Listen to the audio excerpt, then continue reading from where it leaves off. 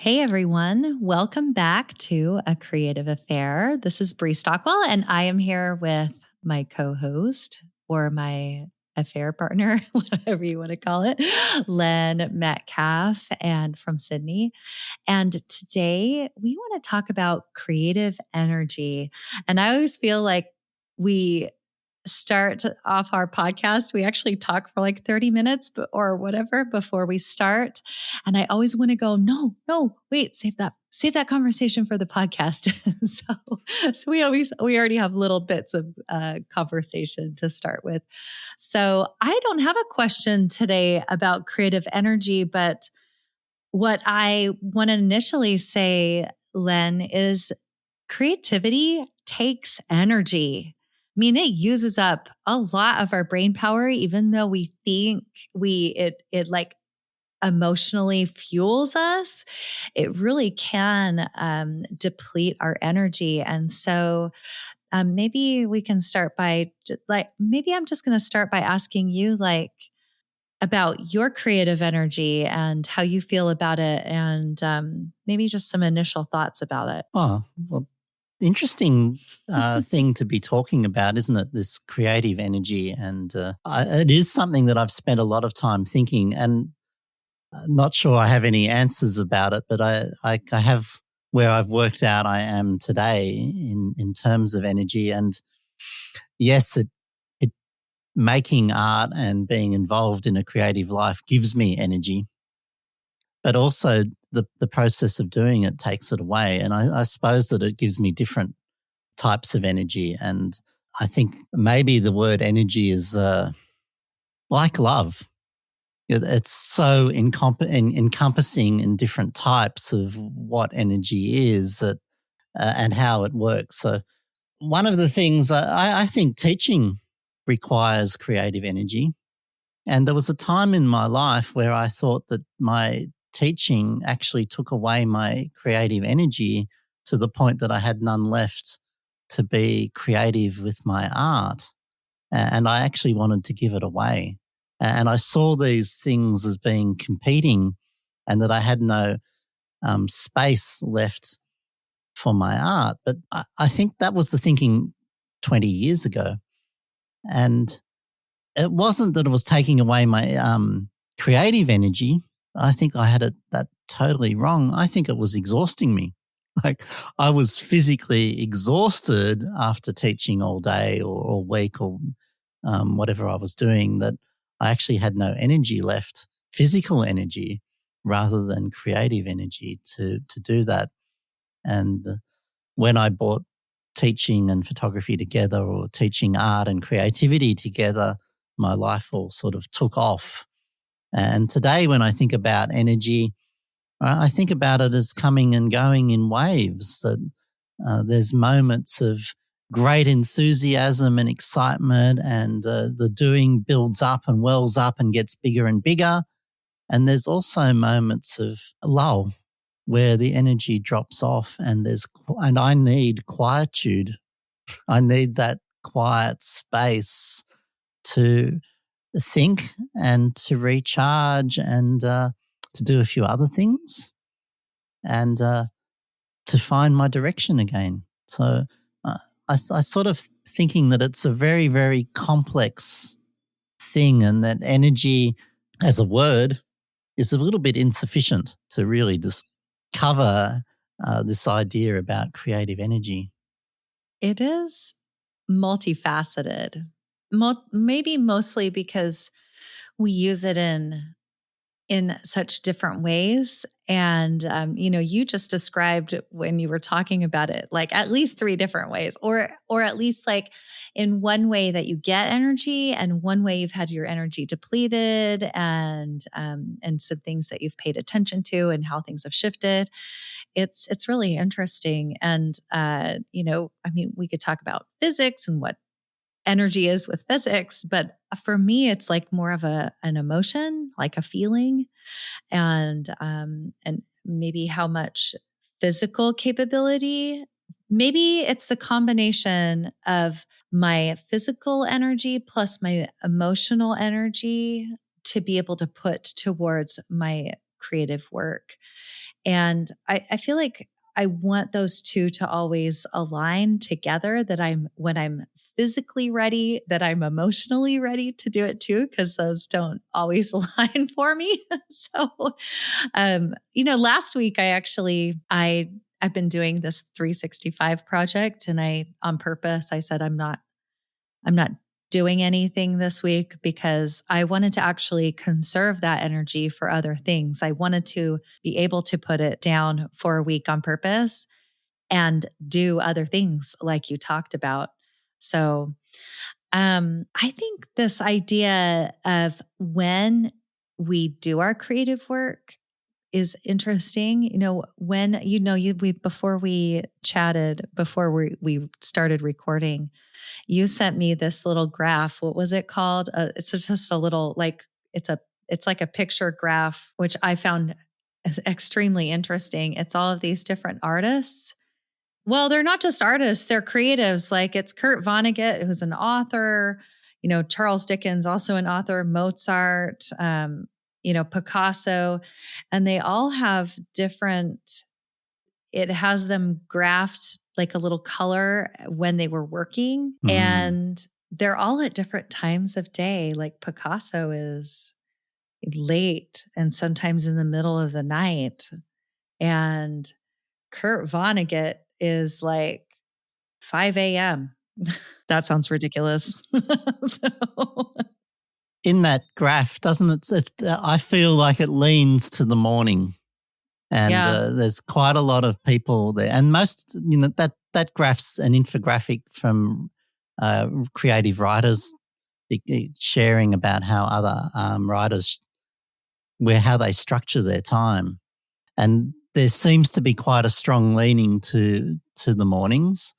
But the other part of it is that it tends to also have things in blocks.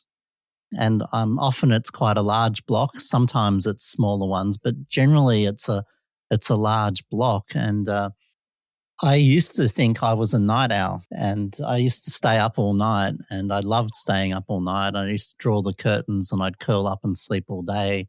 And I had this inner dialogue saying, "Len, you stay up late, and so you do your best creative work late at night." And more recently, I've discovered that no, that's actual bullshit. That's just self-talk that I had. And I had this excuse to maintain my party lifestyle of staying up late and being naughty or whatever. And what I've discovered is that, and it came through writing, it was actually when I started blogging daily and I started posting a photograph and a writing every morning, that I started to realize slowly that my best writing comes in the morning. And through a period of time, I've sort of woken up to the idea that I'm actually more creative when I'm fresh. And this comes back to that idea that you just said to me, or to everyone then, when your physical energy and your creative energy match.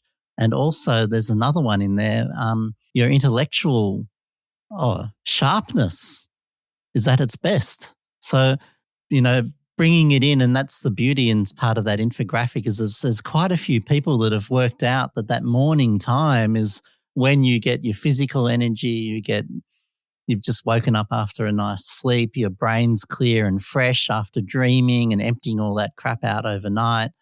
And if you can harness that towards your creativity, wow, isn't that exciting?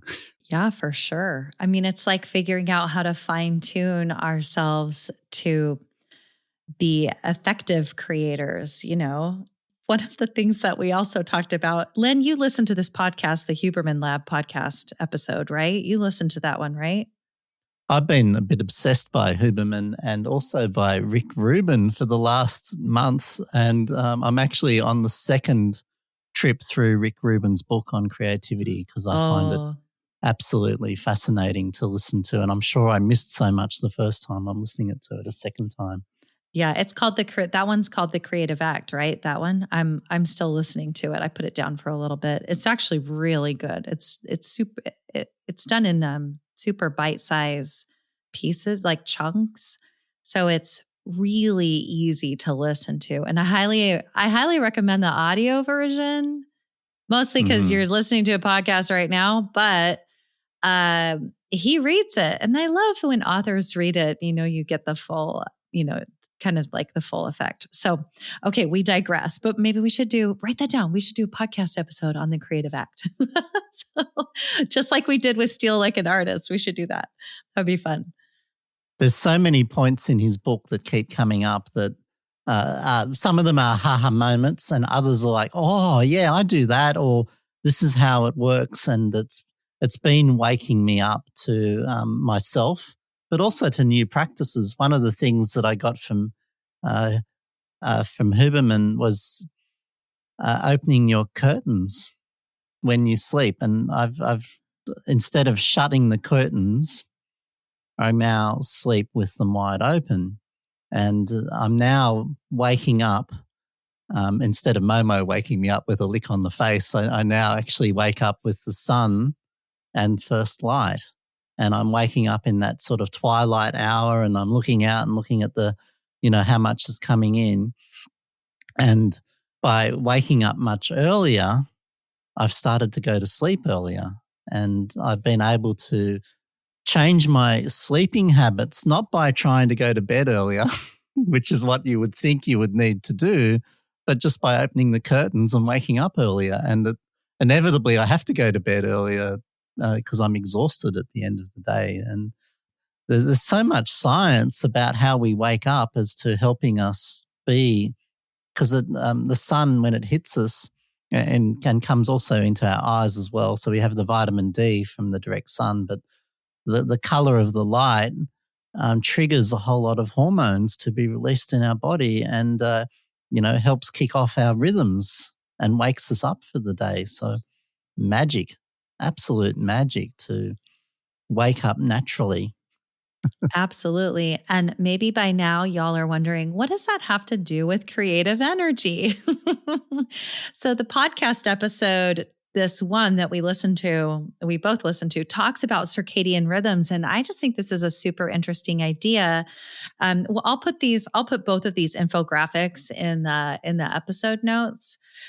So y'all can check them out. But what's interesting is when we sculpt our what we do during the day, even our eating, and to match our natural circadian rhythms, then we can actually be really effective. And we can, let's see, we actually digest food better.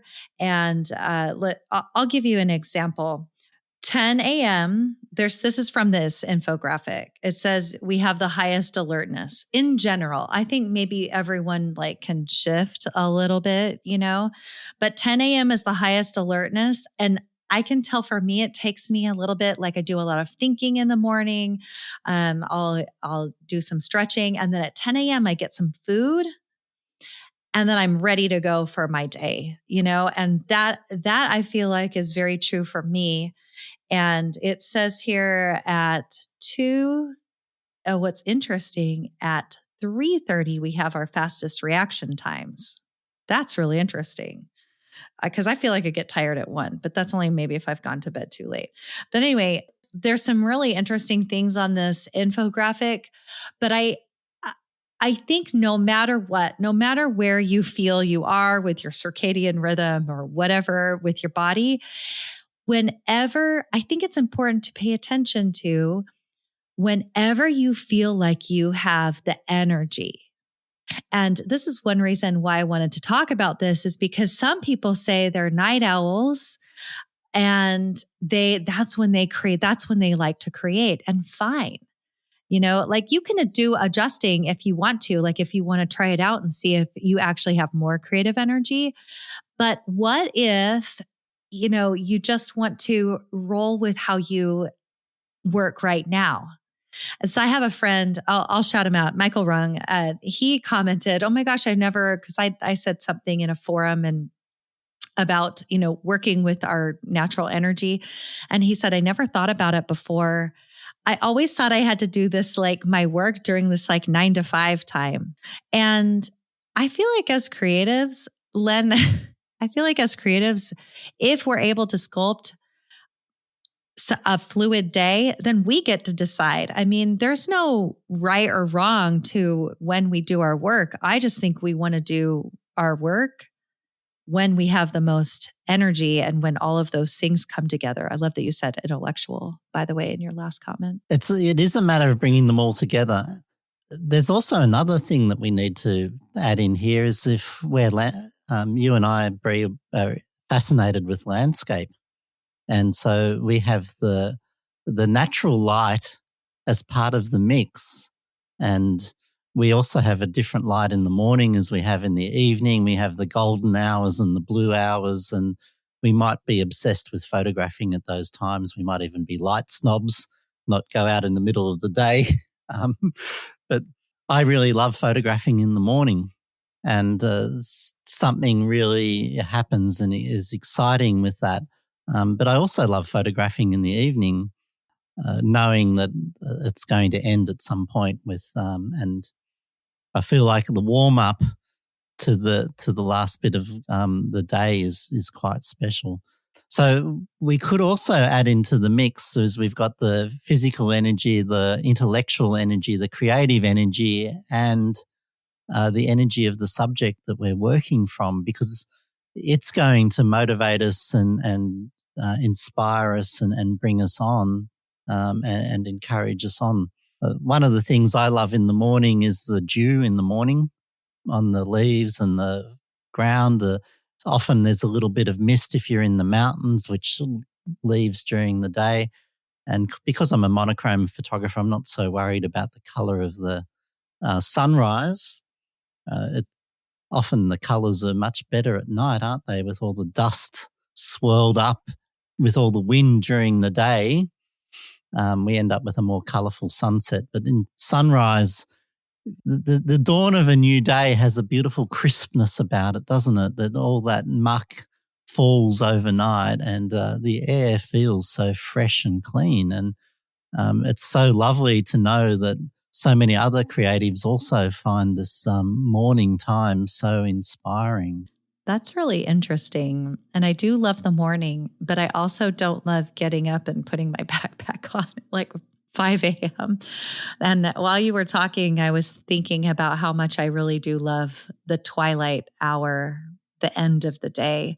There's something for me energetically very soothing about relaxing.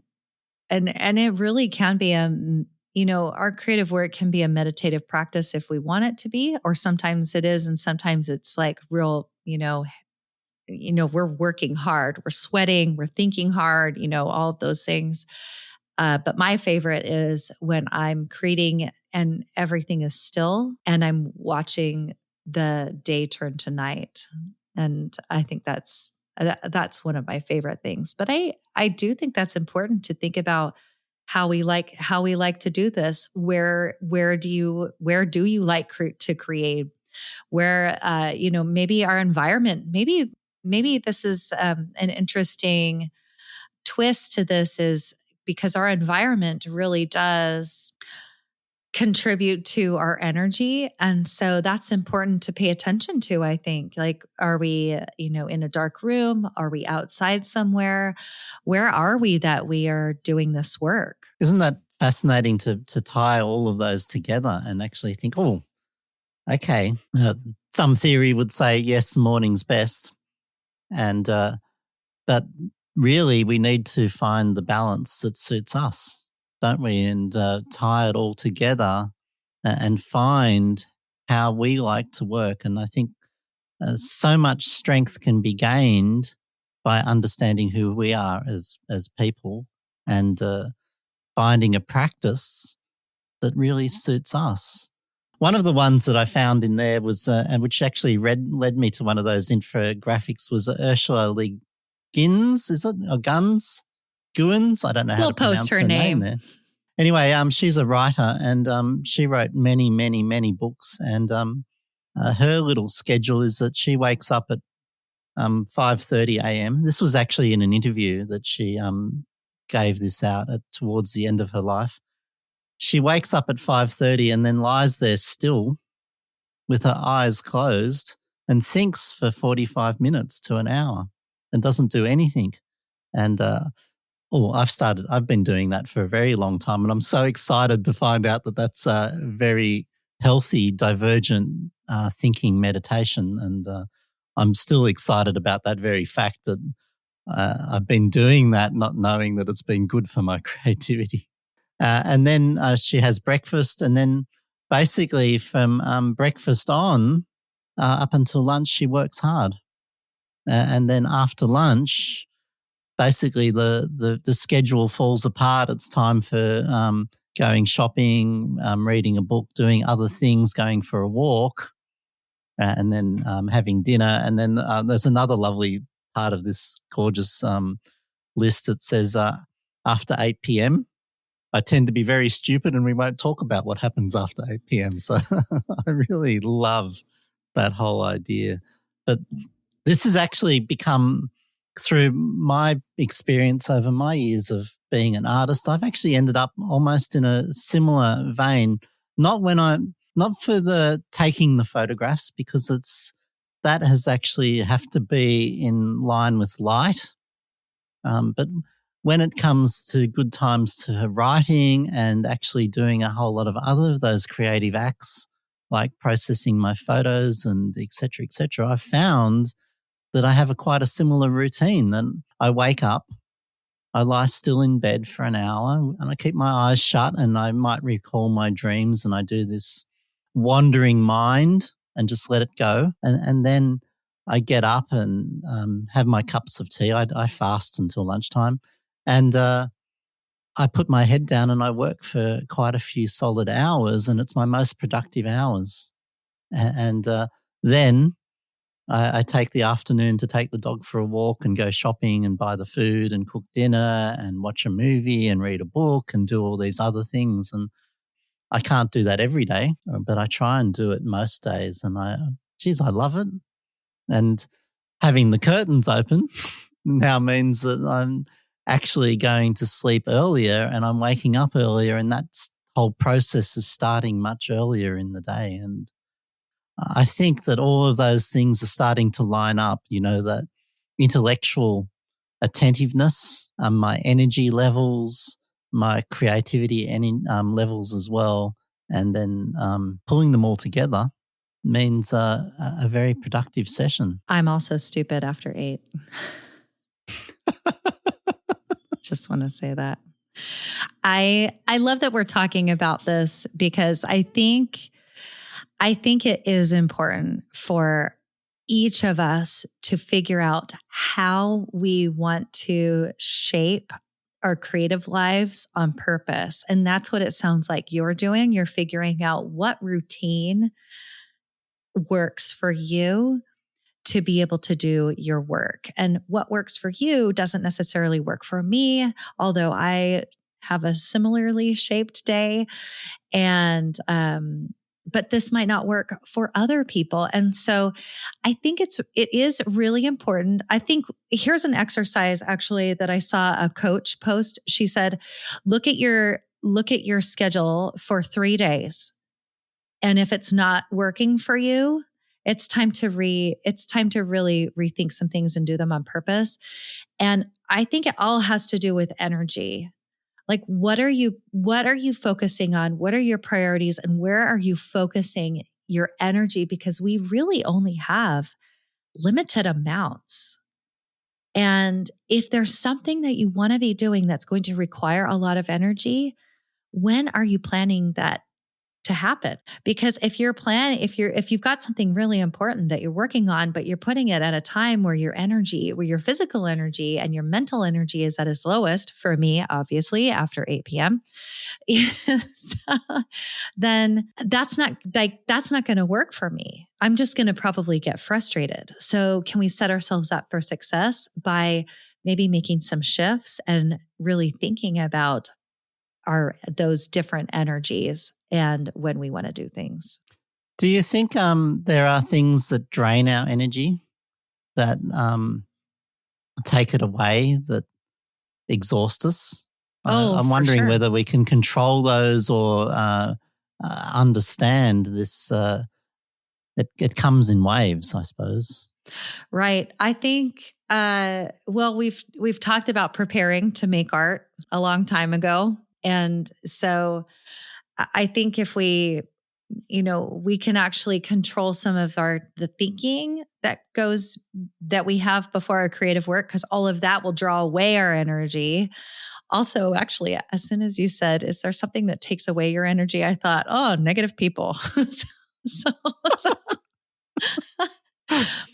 because when I'm getting when if there's a time that I want to do creative work, writing, because like writing takes me more energy. Like I know that's going to take me a lot of energy, and I want to be creative and I want to be thoughtful about it. And so I'm going to be more protective of that time, like who I talk to, what I do, maybe what I eat, some what I do leading up to it. And I also am going to pay attention to what space I do this in. So, yeah, for sure, there's some things that can take away our energy. I think there's some unforeseen things, like if there's an emergency that happens, that will take away all our energy, all our brain power anyway, and it's going to be hard to concentrate. What else takes away your energy, Len? Well, I really love the picking on negative people. Right? That destroys mine totally, and it can actually floor me. And not to also forget in that my own negative thoughts. So not just to blame other people, which is quite convenient. And I think that's a curse of the modern age, is blaming other people for our own things. But so much is self-talk about, thinking about things in a less than positive light actually becomes so much of the battle, and learning to let go of those and to follow the actual creative act and the artwork, and not worry about the self-talk. And, we've spent so many times talking about a negative critique of our own work. And that doesn't actually have to stop there. It can be a negative critique about who we are as well. And that can be physically and mentally draining, or about the world that we live in. Like I personally suffer from angst and anxiety and depression about climate change. And that, if I get overwhelmed with that, that can actually floor my creative energy to get out and actually make more art about it, and to be talking about it by getting too caught up in it.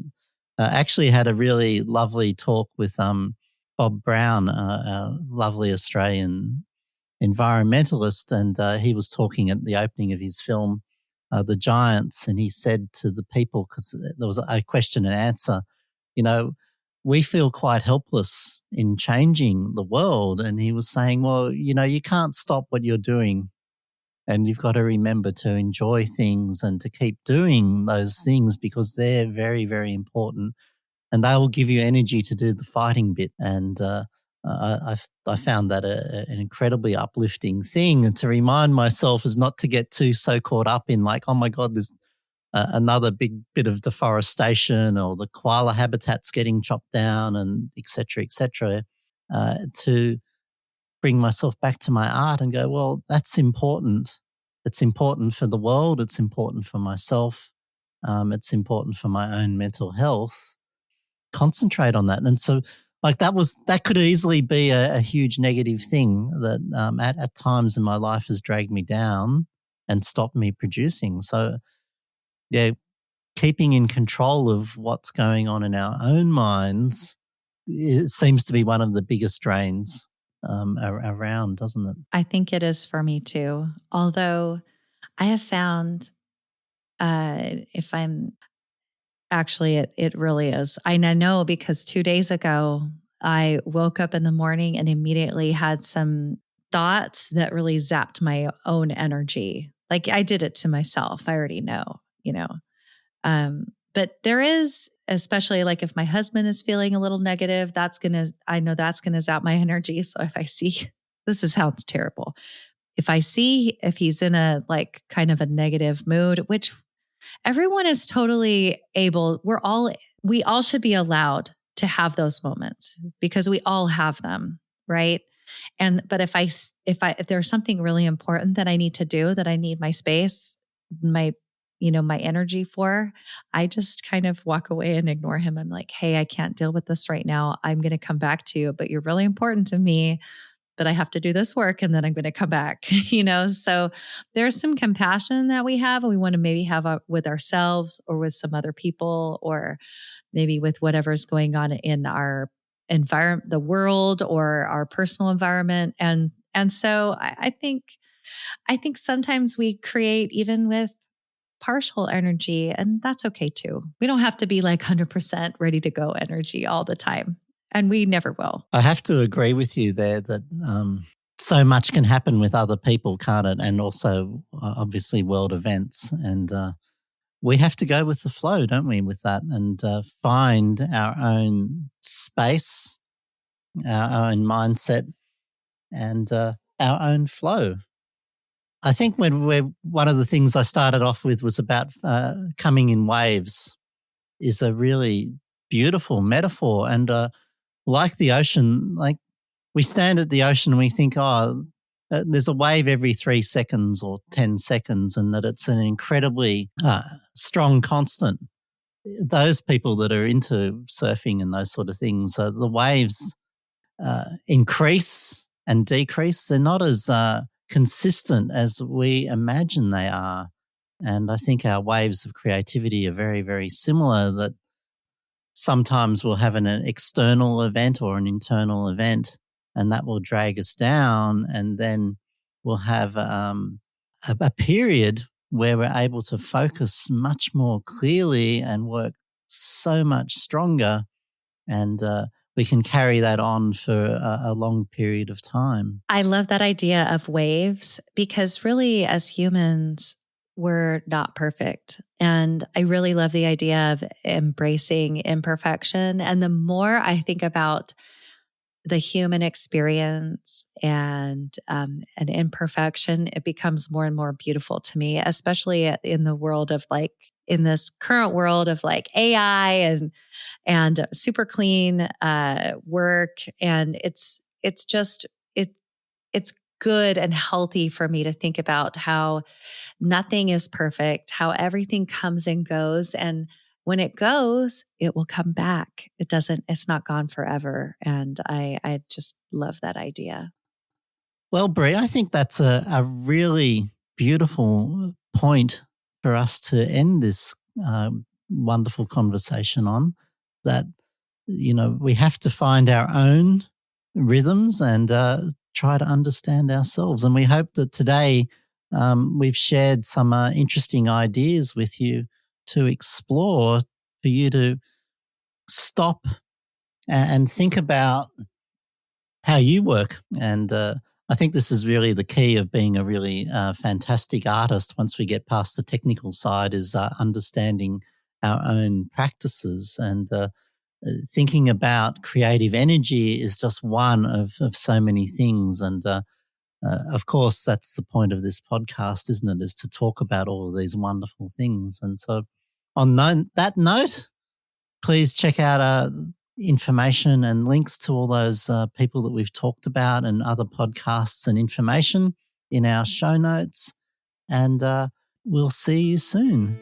Thank you for listening. That's where we say goodbye. Bye, y'all. Bye.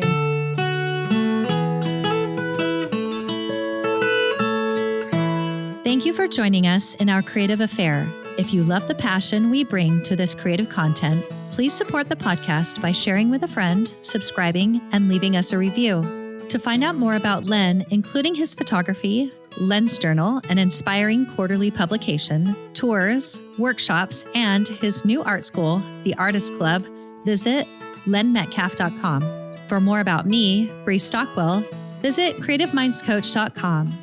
There you can subscribe to my Monday motivation emails, learn more about creative coaching, check out my online portfolio, and access searchable transcripts of these episodes. See you next time.